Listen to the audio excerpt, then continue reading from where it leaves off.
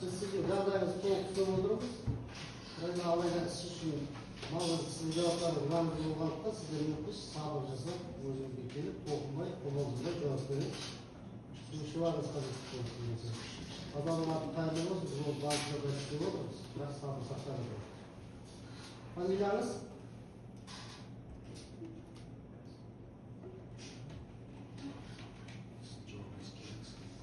Фамилияңызды айтып беріңізші.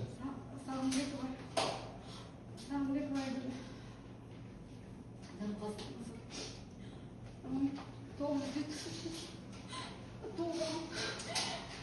Шымкент қаласында туылған азамат. Нұрайдың анасы болады. Құрметті сот, басқа уақытта жауап алсақ.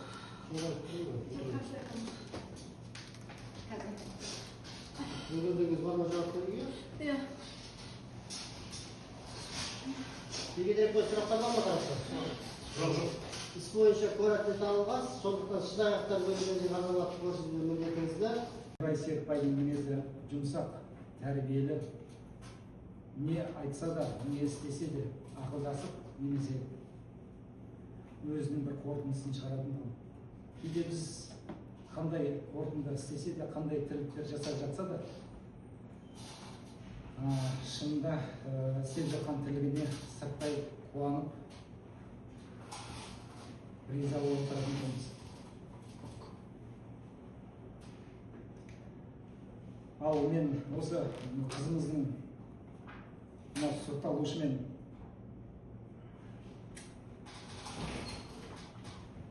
танысқан кезі сол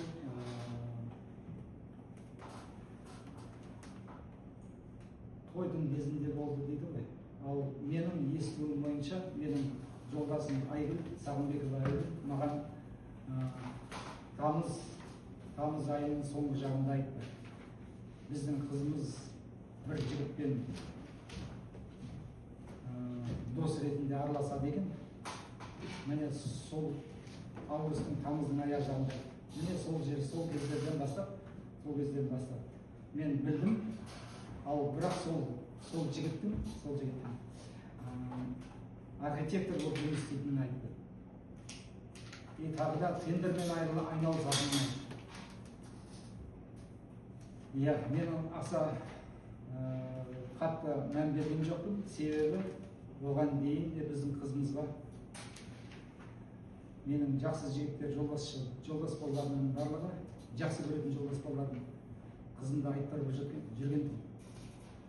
Бірақ олардың барлығына аса қатты мән бермейтін тұрмыз. Себебі қызым әлі тұрмысқа шығуға ерте, себебі алдында Ділмұхамед және Сұлтан деген екі ағасы бар. Олар үйленген жоқ. Қызым әлі сабағында бітірген жоқ. Сондықтан аса тұрмысқа шығуына аса қатты мән берген жоқпыз.